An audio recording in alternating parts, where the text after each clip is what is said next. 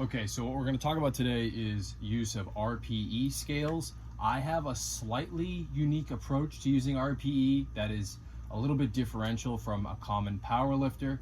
The reason being is I'm not using this scale, and I don't use all of my training simply for powerlifting specific competition. My goal with this channel and my content and my own training is hybrid athletics, and I have a specific approach and definition to what that is, which we'll go over more in the future.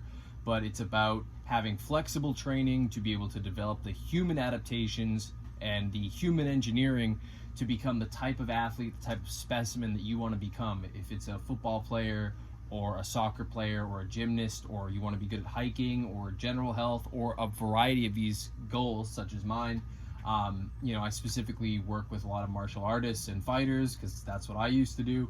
But my philosophy on this is being flexible. So that means that my quote RPE scale approach I find very valuable, but it's not specific to powerlifting, which gives it a few detailed nuances in how I approach it differently than how many powerlifters do. And that's what merits creating this video, so I can explain to you guys how I approach RPE. So when you run my programs, you run them the way they're supposed to be run. If you are a client or a trainee that I'm working with, or an athlete that I work on teams with, this is something that I try to explain and I want you to implement this way. And this is something that I think most people, especially if you're not a competitive powerlifter, and to be honest, even powerlifters, I think should often be using this scale in many cases. More frequently as well. So I just think this is my approach to the RPE method, and I'm going to explain why you should be using it, how it works, and then when to use it and when not to use it, which is all going to take a great deal of nuance, which for many of you that have been reading my tweets and reading my articles for a while, you know how I love that contextual nuance. So first off, we're going to go over what RPE is.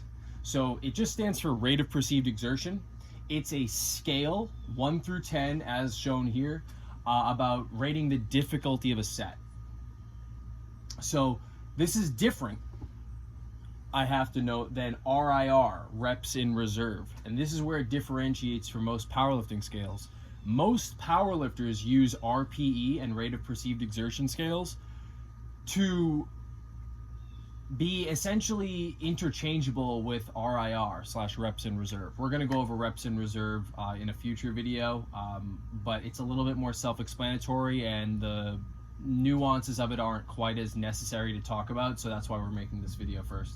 But using RIR is essentially reps in reserve, and RPE is the rate of perceived exertion, and powerlifters tend to just use them the same, whereas a 10 maximal effort just means 0 reps in reserve, and a 9 meant there was 1 rep in reserve. So 1 RIR typically is equal to 9 RPE. I don't really see any point in doing that. I don't really see what the purpose of, excuse the background noise, the quality of these videos is going to improve over time, I promise. But I don't really see the point in just having 2 interchangeable scales. If we already have RIR, and RIR is a little bit more self-explanatory, direct, and to the point, then what's the point of using RPE? I think if you're going to use RPE, it should be something different, and in my case it is. So where it differentiates here is that I have my own RPE scale, and what that's supposed to differentiate 1 through 10 is the perceived. My definition of RPE is exactly what it's actually called. It is the rate of perceived exertion. When powerlifters are saying 8 RPE means 2 reps left in the tank, that's not rate of perceived exertion. That is rate of perceived reps in reserve, which is just RIR. So we're using rate of perceived exertion, and this matters for several reasons, because you want the stress of a set, especially when we're using it in the places where I recommend using this scale, it matters more than just the reps in reserve. There's a lot of stress and different things fluctuating in your training and going on in your body when you're placing a heavy load on your back and using that to get stronger, more athletic, and more powerful. If we just were counting the reps in reserve, we would just use that, but there's more. 2 reps in reserve on a squat doesn't feel the same as 2 reps in reserve on a dumbbell bench press. And so that's why this scale actually really matters. in application. So let's go through real quick before I go into all the details and the nitty gritty of everything. Let's really simply go down the scale of 1 through 10 and what these really mean. If you perform a set, let's say you're doing a set of 5 reps squatting. If you do a set of 5 reps and you slowly add weight, if the weight that you squatted in that set of 5 felt like it was nothing, it was like a body weight squat, it was maybe not even that, then that's an RPE 1, no effort. 2 through 4, I consider warm-up sets. There are nuances where those are actually useful in training, but we're going to go over that in the future. I consider working sets not to really start to pick up until you get to a 5 out of 10. 5 out of 10 is a low difficulty. The way I define reaching 5 out of 10 is it felt like there was a low difficulty. You could easily perform the set, but you did have to actually focus to perform it. It was easy, didn't strain, you could have done a ton more reps, but you actually did have to pay attention when you were unracking the weight, pay attention when you were executing the set, and pay attention when you were re-racking the weight afterwards. Now, you could be chilling, you're hanging out, you're training with a buddy, no big deal, but it's probably, once you get to RPE 5, that's the first set where you're not having a full-blown conversation while performing the reps. You're not out of breath or anything, but it's the first time you're like, okay, take a breath and kind of execute. It's essentially a warm-up, but it's just branches into that point where you're like, that was a set where if I did a shit ton of this for a lot of reps, you know, I would get a burn. Then you get to 6 out of 10. A 6 RPE I consider a low to moderate effort. It's not that much different from a 5, but it's just starting to get into that point where you're like, you know, you could work up a sweat doing these. You felt like you're getting, you know, you have several reps in reserve when you finish, but you certainly feel like you could do many sets of this without it being a problem, and you'd obviously recover from it, but you're still working, if that makes sense. 7 out of 10 is when the sets get hard. 7 out of 10 I consider when it feels hard, but you certainly have several reps in reserve. And again, I don't care about the specific number. You know, powerlifting RPE scales are going to say 7 out of 10 is 3 RIR. I don't mean it's 3 RIR. I just mean that you know you have several reps left. It could be 2, could be 4, could be 5, could be more perhaps. But the point is that the set felt that it was hard. The last rep that you performed felt difficult, but not very hard. You had to put in a little bit of effort on that last one. You know, you'll break a sweat doing it, but you definitely could repeat that set several times, and no big deal. 8 is when we start to get very hard.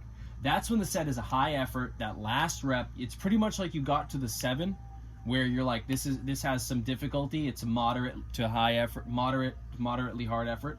But that 8 is usually, I consider, when you get to that 7 effort, and then you do that usually like 1 rep afterwards, maybe 2, but usually 1 rep after that. That's the one where you had to dig down a little bit and really push. And that was that stressful rep that was difficult. You rack the bar, you put the plates down afterwards, and you say, all right, Dan, that was hard. You had some reps in reserve, right? You weren't at failure.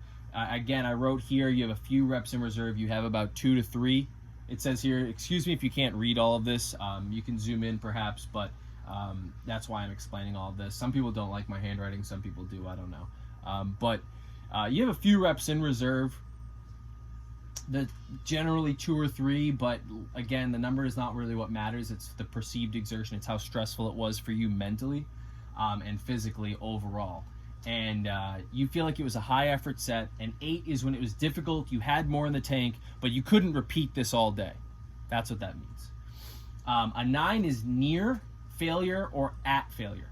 You could possibly add a few more pounds. Let's say we're squatting or bench pressing.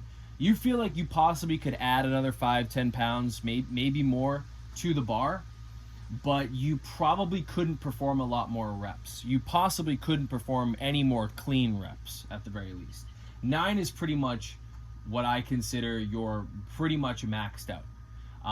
10 is a true maximal effort. Those are extremely hard. So that is when it's so extremely hard that you physically don't think your body could handle doing anything more. You couldn't have added any more repetitions or more weight, or you would have collapsed. RPE 10 I pretty much never use. I don't really believe in almost ever doing it in training. RPE 9 is pretty much as high as I think you should ever really go in training. You get almost no effect from RPE 10. If you're going to do RPE 10 at any point in your life, it should be during competitions, which means if you're a powerlifter, RPE 10 should be during your meets. If you're an Olympic weightlifter, same thing. If you're a fighter, RPE 10 should be during certain periods of certain rounds while fighting, or the whole fight itself, you know? So RPE 10 is irrelevant in terms of using it, but here's the key about what I talk about with RPE. RPE is just as equally defined by that which it is in terms of intensity by that which it is not. And let me repeat this again and make this very clear. If we are shooting for an RPE 8 at a minimum, I want you to ramp up to a set that's about an 8 out of 10 effort. An RPE 8 is just as defined by being harder than a 7 as it is as not being as hard as a 9. That's really, really important. And the reason why this is all important is because it gets into the benefits of what RPE, why you want to use this. It's for stress management. What we're doing is applying the right prescriptive dose of stress to you as an organism in order to level up and increase your capability as a human being. That means there's a point of adding too much stress and there's a point of adding too little. Generally speaking, many people that use an RPE scale fall into two categories. They either underdose chronically or they overdose chronically. That depends on your temperament. So your temperament here, some people fall into the category where they're too soft, and some people fall into the category where they need to be told to slow down. It doesn't matter which one you are, really. You can still benefit either way from using this scale. But through practice over time, you're going to kind of hone your accuracy. That's just comes with time, with lifting, performing hard, heavy sets, pushing the weight and the reps over time, and discovering what you're really capable of and how you feel psychologically, which does matter under a barbell or when training. Your perception of a set actually does matter. As much as, say, something is really something you could have done for 10 more reps, if psychologically you felt like that was incredibly difficult to execute and you were worried, you were anxious before doing it, that cortisol dump into your bloodstream and that anxiousness before training, that actually does matter. It impacts your recovery. It impacts how you respond to the training. It's not necessarily a good thing. Ideally, we want you to be able to be relaxed and enjoy training in an ideal scenario. If we were going strictly by RIR, I could tell you to do 3 RIR, but 3 RIR between two different people might be a completely different relationship between how much stimulus they got to adapt and how much fatigue they accumulated from being stressed out. So that matters. And then there's global fatigue, which is your systemic stress, which is kind of what I just referred to. The amount of stress on your nervous system, your hormones, your bones, your ligaments, tendons, and the muscle as well. It's not just how much of a pump and burn did I get in a muscle. Your response to training and your health, which I talk about how important your foundational health is all the time, you need to consider these things when training. So if we're using hard, heavy sets, I'm not just concerned about how hard the muscle worked, with the exercises that we use RPE with. I'm concerned about the systemic, global, large-scale stress you're putting on your entire body. So when performing RPE sets, it's very important to say, okay, if we're shooting for RPE 8 and we want an RPE 8, I need to know that I worked hard enough that I could say something is about an RPE 8, which means that it was probably more difficult than what I would say a 7 is, but it's definitely not as difficult as a 9. And the reason I say probably and definitely is because I'd rather you, in most cases, undershoot than overshoot. And this gets back to stress management. This allows for flexible training. If you undershoot, that's fine, because you can continue to train after that. We can understand, we can get used to a program. But if you overshoot, then we kind of end up accumulating too much stress. We potentially get injured, and you don't really want to mess with that.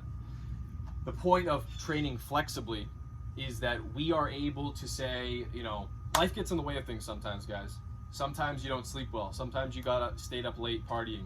Sometimes your baby kept you up at night. Sometimes you're fighting with your wife.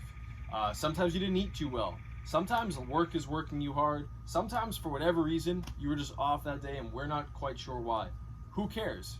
The reality is you're not going to have a perfect lifestyle. You need to be able to apply the correct dosage of stress to get you to adapt without overshooting the stress that you can't recover from. So if we marry you to a percentage and say, well, today we have to use 230 pounds, and that day, you know, you're just a little off, maybe 205 pounds was the move. You might benefit more from training at 205 pounds, and we might be able to feel that by ramping up using this scale, because we know, well, we're looking for RPE 7 today for this many reps or this many whatever. If you are shooting for RPE 7, you'll find that that's the right prescription of stress. Stress is what creates the adaptation, not necessarily just the weight, the percentage you're working at. So we don't really know. That percentage of your 1 rep max today, when you're feeling off, that might actually be 205 pounds, because you wouldn't be able to lift your normal 1 rep max percentage that day. Other days, on the flip side, you might be on fire. You might be able to lift more. You might be able to push harder. You might be able to get more out of that day by going a little further. So if you are supposed to hit 225 pounds at RPE 7 or 8, and you hit 225 pounds and you felt like that was a 5 or 6, then we know to go up a little bit more, 7 or 8. And we hit a personal record, and we get more out of that training session because we pushed the body to the stimulus and the stress level that we were supposed to prescribe to. We're not married to percentages and numbers here. We're married to stress. Stress is what creates the adaptation. So this allows you to be flexible. The other side note to it is your fiber type and the individual athlete is going to look and respond differently to different rep ranges, to different exercises, to whole training programs. So while I might say, yes, you know, typically when I give this setup and this training method to a particular athlete, myself included, everyone's going to respond a little bit differently due to their genetics, due to their lifestyle, and due to micro factors that we're really not going to control realistically. You might respond slightly differently. So if I say, yeah, everyone does great when they hit 2 RIR on this single that they work up to, well, some people might not, and they might feel different. So again, I like to use the RPE scale and say it should feel like an 8 or 9. 8 or 9 over time, and over time we add weight to it, that you're still hitting 8 or 9, ideally, but you're not married to a particular number, because that number for that day might not be right for that particular athlete. We can't 100% predict these things, and that's why training needs to be flexible, because of your lifestyle and micro factors in the athlete where everyone's a little bit different. And by creating programs with this, I don't have to do special magical tests with you. I can just say, let's shoot for an RPE 8 or 9, and we're going to find that for you on the spot. And that leads into the next part, where we don't need to max athletes, and it allows for variation without test periods. So the benefit of RPE also is that some of you are not powerlifters. I don't care what your 1 rep max is, or at least maybe we care what your 1 rep max is if we're training for absolute strength, but we don't necessarily have to test it. We don't have to waste training economy, waste stress, waste efforts in our workouts, and possibly risk injury in some cases, especially if you're not a proficient lifter. Many athletes don't like lifting. They don't have amazing squat technique, enough to perform 1 rep maxes to their full capability. If we're going to use a certain exercise and we want to get to a certain difficulty or a certain quote percentage of difficulty and strength of their 1 rep max, we can find it approximately using this RPE scale, rather than saying, well, we got to make sure you ramp up and make you push yourself to your absolute limit on a 1 rep max, and then I'm going to give you a percentage based on that number that hypothetically, I think you would probably work, but we don't really know because your fiber type and your joints and the rest of your lifestyle factors. It's just stupid, especially with an athlete, especially because a lot of athletes that I work with are young, in college, maybe high school, and I'm not going to be able to control all their factors. I'm really not. One, we have less experience with you because you spent less time training. Many of them don't have any experience training when they start working with me. And I know I'm not going to be able to stop your weekend behaviors because you're 21 years old and you're living life. Totally normal. So realistically, we need a flexible approach. Also, it allows variation without testing periods. So let's say we might know what your 1 rep max deadlift is. Fine, whatever. But I don't want to use the same exercises in every case, and I don't want to use the same exercises all the time. How do I know what your snatch grip deadlift is? How do I know what your Romanian deadlift is? How do I know what your power clean is? How do I know what your single leg deadlift is? Well, most of the time people say, oh, well, we just got to ramp up to a single and test your max again. And then I don't care. I don't want to do that. I have no time to lose here. We have months of training that we would have to do by training you and then working in percentages and working up. I don't want that. Why don't I give you a new exercise? You might be lacking proficiency in it. It might be your first time doing it, but we work up to a rate of perceived exertion. And then we ramp that up over time. We're always shooting for that RPE 7, 6, 8, whatever I prescribe. And over time, the weights that feel like a 7 or 8 get higher because you get more proficient. And that's a productive stimulus and a productive means of moving forward and getting stronger, rather than, you know, oh, we're going to test your 1 rep max and then that sucked because you actually don't know what you're doing. We risked hurting you and wasted a ton of training time, a valuable training week.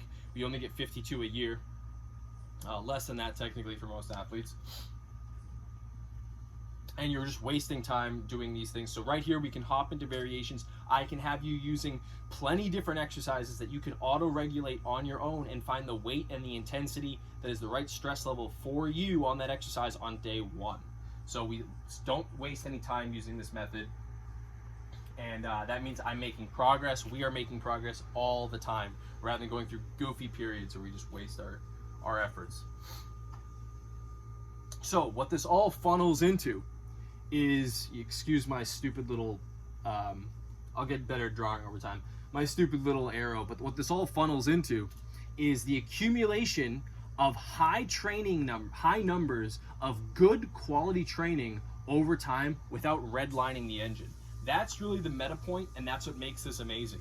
What makes the RPE scale, and this includes powerlifting scales, what makes it amazing is instead of going into the gym and pushing yourself to a certain degree and pushing hard, maybe that training session gives you a tremendously powerful stimulus because you worked really hard and you crushed yourself. That one workout might give you a great stimulus to get stronger. True.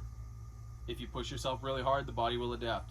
But what comes with that is a lot of metabolic stress, in the bad kind, central nervous system fatigue, global fatigue, like I mentioned, of all kinds. And guess what happens next week? And certainly if it's not next week, the week after. If you push too hard, if every one of your training sessions, the overall session feels like a 9 or 10, or even 8s in many cases, you don't recover, and then that next week you can't replicate those efforts, and you certainly don't get better.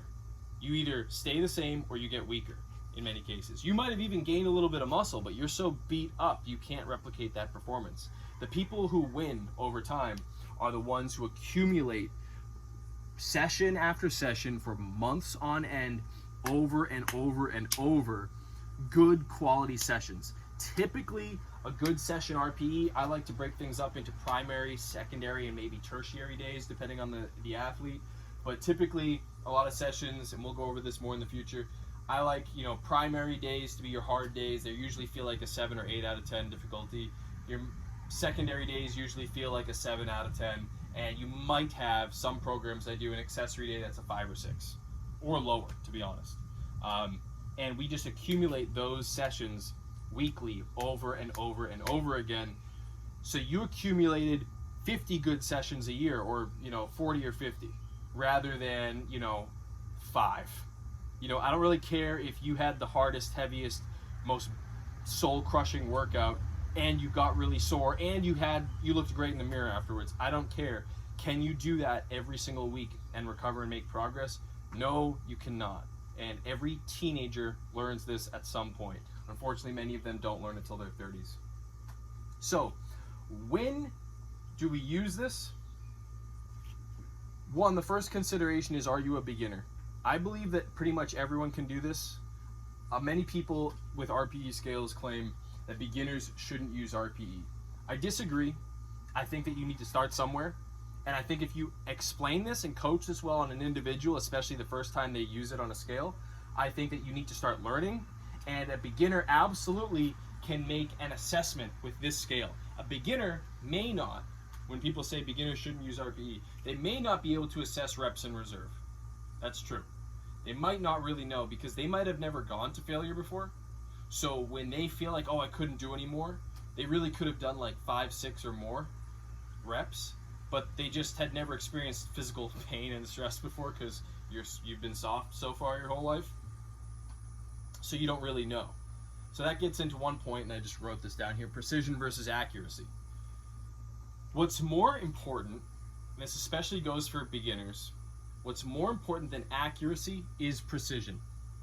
And what this means is, because they're not the same thing, it's more important that you honestly assess where you are on the scale each set than it is that where you were on the scale was, quote, true. Because at the end of the day, it is perceived exertion. There's a subjective element to this, and I believe in leveraging that subjective element because I do think the subjectivity actually matters. Like I said, perception of stress actually affects the body. So if you consistently say that squatting 200 pounds felt like an RPE 7, well, I don't really care if realistically, if someone else did it, they might have felt like that was a 5 or 6 at the same, quote, muscle and strength level. The point is that you felt it was a 7, and over time we're going to be pushing for records and pushing a little further. We're going to add 5 pounds, and you still feel like it's a 7. So over time it's going to increase and you're going to get stronger anyway, right? So it was more important that you just consistently rated something as a 7 and slowly added weight and reps. And you notice the whole time, you're like, it still felt like a 7. So you're making progress and the athlete's getting stronger, right? That's more important than you being, quote, accurate and saying, well, that truly was a 7, or obsessing over accuracy. Although accuracy, of course, is still important. It's just not as important. If you're obsessed with the accuracy, you're going to say, okay, well, that might have been only a 6.5. I need to push a little further. And you're doing more volume and more sets, possibly accumulating too much work. And then next time, you're so obsessed with getting the exact perfect number again that you end up saying, okay, well, you know what? Maybe that felt like a 7 last week, but now I feel like, maybe I shouldn't be rating this as a 7. I should be rating that as an 8. I should be rating this. This is what an 8 feels like. When you get too obsessed with that, you get these numbers that you're obsessed with being accurate, but they're all over the place and they become sort of meaningless. So what's most important here is that starting from beginner, at a beginner level, trying to slowly accumulate a wealth of experience where whatever you personally feel is a 7 out of 10 effort, you consistently rate at a 7 out of 10. Whatever you feel is an 8 out of 10 effort, you consistently rate as an 8 out of 10. And this does take time because technically different exercises, and this is another benefit of using RPE over RIR, different exercises are simply harder than others. Squats and deadlifts squats and bench press don't feel the same. A bench press at RPE 9 is not as difficult as a squat at RPE 7 in many cases, to be honest, at least for me. I feel like benching and pressing is just so easy compared to squatting, at least mentally, in terms of the systemic stress on the body.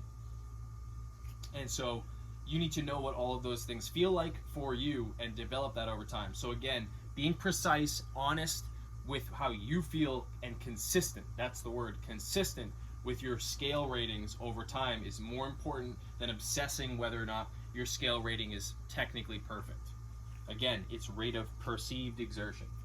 So I think beginners can begin to use it. When should anyone be deciding to use an RPE scale over anything else? Typically, I like to use it for heavy compounds, which I think are generally used for 10 rep or less sets. So typically when you're doing anything for your main exercises for strength, 10 reps or less, that's a good time to be using RPE instead of RIR because of the systemic stress, because of the perception, and because you're using many multi-joint, you're using multiple joints that are, and training your intermuscular coordination. So it's hard to say when a particular muscle is going to reach failure. It's instead better to say, how much systemic stress have I placed on my body? Because that's the whole point of using heavy compounds, in my opinion, is large-scale global systemic stress, not isolating a muscle. So we use RPE instead of RIR. I think it's a lot more productive. When rep numbers aren't valid is another one. Say, for example, I might have you perform, I gave an example here, cardio or timed sets. I might give you something and say, I don't really care about the number of reps you perform. I don't really care about the time. I want you to do a certain amount of work in this period, and it should feel like a 7 out of 10 effort. Again, so you got the work done that was this hard, enough of a stimulation, but not this hard, not an 8 in this case. A 7, but not an 8. That's the whole key. That's what I'm giving you that prescription for, because I don't really know how difficult the cardio session is going to be. I don't necessarily know how you're going to respond to it, but if I want you running at a 7 out of 10 effort for 20 minutes, that's a good, that RPE is better than just saying you should be running with your heart rate here, or you should be making this many steps per minute. RPE is just a more effective tool at that point. Another one could be timed sets. That isn't necessarily cardio. Sometimes I like to have people do sled drags. You may have heard me talk about them. Sled drags are great. Sled pushes are great. Sometimes we do timed sets.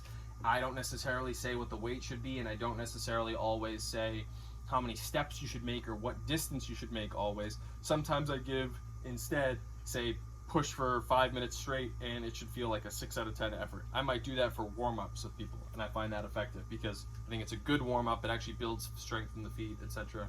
You know, we'll go over that in the future, but again, that's another time I might use RIR. Another one is heavy isometrics. Isometrics that are heavy, where we're using them for also timed sets. You know, there's no repetitions being performed. And I don't necessarily care exactly about the seconds. I might want you to be between 30 and 60 seconds holding something, but you don't count the reps in an isometric. So I have to say, how difficult is the isometric? Well, you're gonna hold it between 30 and 60 seconds, and it should feel like an RPE 9 difficulty. You should feel like you're about to collapse by the end, but not quite there. And I might use RPE for that scale because, RIR is irrelevant at that point. When shouldn't you use RPE? Well, I don't think RPE is as valid for smaller exercises because what does RPE do? It manages global stress. That's really the meta point behind it. It manages global stress. That means stress across your whole body. With an isolated exercise like a bicep curl, you're not really concerned about global stress. No one really is getting a lot of global stress from doing curls or tricep extensions or calf raises. So for small isolation exercises, I prefer to use RIR. We're going to go over that in the future. That way we can target that direct joint function more directly with targeted specific stress that's adequate to make gains, rather than just saying, that felt good. There is a degree where you could just be screwing around with RPE with small exercises and not making progress. So again, keep it to the big exercises. Anything where failure is low risk and there's a lot of reps. So if you're performing an exercise, again, one of the things that RPE saves you from is when there's a high risk for injury if you overshoot, right? And typically that's going to be things with lower reps, heavy weight, big global movements. So anything that's reaching failure is pretty safe and not a big problem, and you're performing a certain number of reps, usually higher reps. I would say higher includes 8, 10 reps to 30 reps or higher. Then you don't really want to use that. I would use RIR at that point. That's typically your bodybuilding movements, your isolation movements. Again, anything that can be counted easy. Things like if someone's doing neck curls, I'm not going to say neck curl at RPE 8. I'm going to say neck curl to failure. A neck curl till you have 1 rep in reserve. That's usually better. And generally exercises, again, that are low weight, because low weight is safer with most things. They're not a concern at the joint as much, so we can just take them close to failure, and we don't really need to use RPE because it has less benefit at that point. So just use RIR. You don't use an RPE at that point. So let's look at a couple varying applications. Yeah, I always run out of space, so came with a second whiteboard. Let me see here. All right, so can you guys see that? All right. So varying applications of using RPE.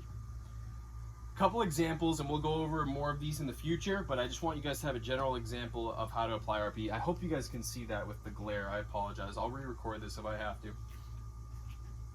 Varying applications of RPE. These are the two main methods that I typically use the most that I think you should at least be familiar with. They're using RPE targets and RPE caps. So a target is pretty self-explanatory. We've kind of already mentioned that. For example, a target means you're trying to find a weight or a number of reps that you do with a weight that exerts you at a certain rate of perceived exertion. So let's say you're doing if I prescribe hit 4 sets of 6 at RPE 7, what you're trying to do is you're going to try and ramp a weight up until you hit a weight at 6 that feels like about an RPE 7 and perform that set. And then you're trying to do the next set. Sometimes you got to lower the weight if you get tired. The next set, you're going to try and do 6 reps again and make it an RPE 7 and repeat that. You're shooting for about an RPE 7 each set. So basically, I'm really just saying in the 6 rep range, trying to do 4 sets that are about a 7 out of 10 difficulty. That's a target, right? You're shooting for that, approximately. Another one might be a target where you're ramping to a set, where we're not necessarily repeating 7s, but you're repeating sets of, for example, let's say you're repeating to 2. I mentioned this in the last video, let's say you're ramping up with doubles, you might perform a set of 2 with the bar, add some weight, a set of 2, and you're going all the way up this scale where you say that was no effort, these are warm-ups. Finally, you hit a set of RPE 5, you did 2 reps, and you're like, that was pretty easy, but I had to pay attention, I was focused. And say we're shooting for an RPE 8. Finally, you add some more weight, and you're like, that was a moderate effort. You hit a 7, you're like, that was hard, but not quite that hard. I want something a little harder. And we hit 8, and we're like, that was perfect. I did a set of 2 with that weight. That felt like an 8 out of 10. That was hard. I had some more gas in the tank. I'm not squashed, but that was a heavy and hard set. That was perfect. That definitely wasn't a 9, but it definitely was harder than a 7. So we're perfect, and that's a target. We hit our target, right?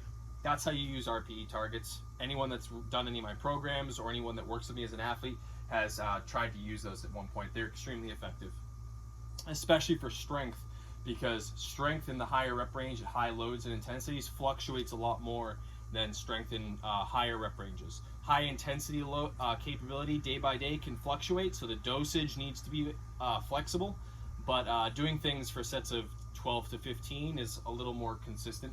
So again, that's another reason why you don't use RIR, RPE for higher rep sets. But the flexibility allows us to consistently get the right strength stimulus over time and accumulate those effective training volumes over months instead of in one session.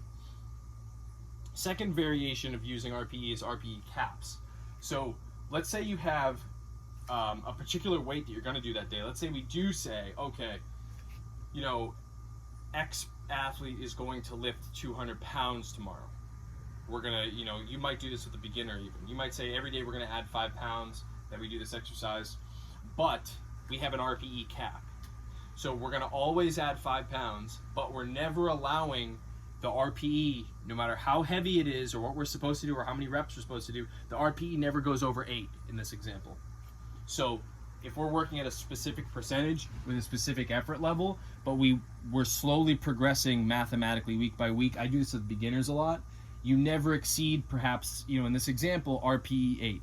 So if you were ramping up to 200 pounds and you say, we're doing 200 pounds, 3 sets of 5, I don't want you going past RPE 8, which means if you did 1 set at 5 and you felt like that was an RPE 8.5, well, we're already going to lower the weight because, despite us planning on using that weight, it's too heavy for today. Even though you're completing it, it's too much stress. I'd rather you live to fight another day.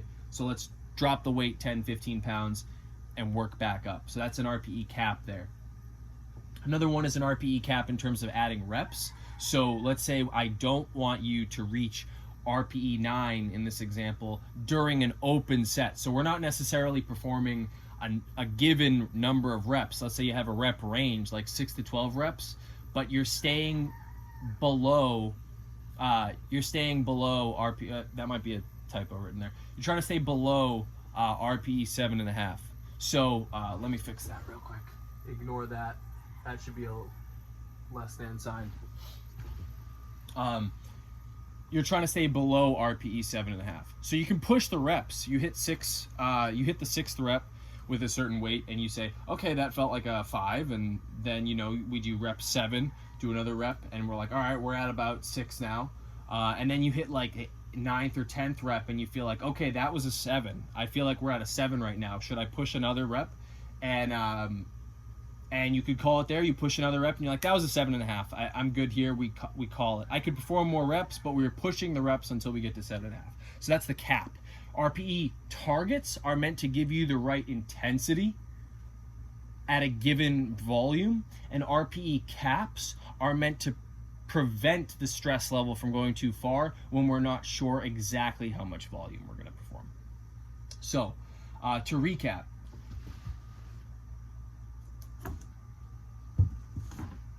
RPE is meant to give you flexible training so that you can adapt to the stress management week by week of training over time that you need to make gains consistently.